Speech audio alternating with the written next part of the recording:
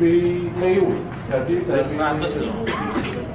Dari apa namanya? 19. Perjanjian lama, kitab suci perjanjian lama, di mana Tuhan itu memerintahkan untuk mengadakan tahun Yubel.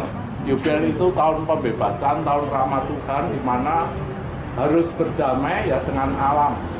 Jadi sebelumnya tidak boleh istilahnya itu kemudian menanam, merusak lagi, enggak.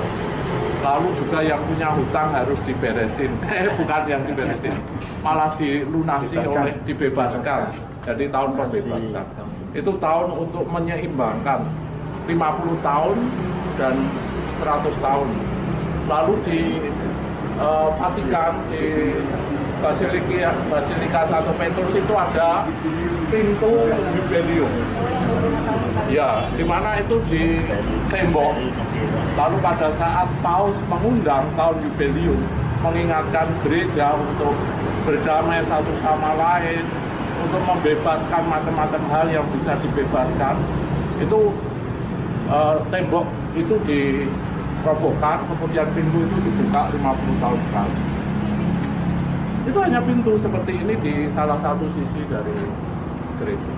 Menandakan karena di kitab suci itu akulah pintu. Yesus menyampaikan akulah pintu, maka diminta untuk masuk di dalam pintu itu.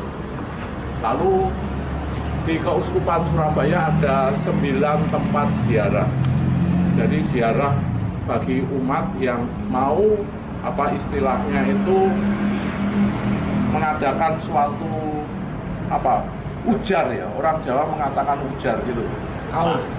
Kaul mengatakan kaul, pengen sesuatu tetapi harus dengan syarat nomor 1 itu niatan yang ikhlas ya, tulus untuk bertobat, lalu mengikuti perayaan-perayaan Ekaristi, lalu kemudian menerima namanya sakramen tobat atau pengakuan dosa, lalu kemudian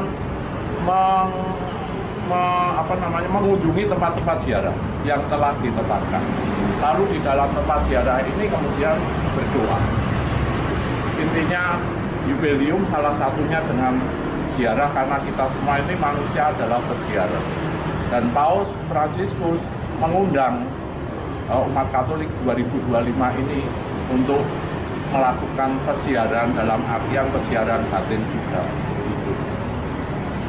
Ya, itu makanya ada simbolnya ini. Maskot ini.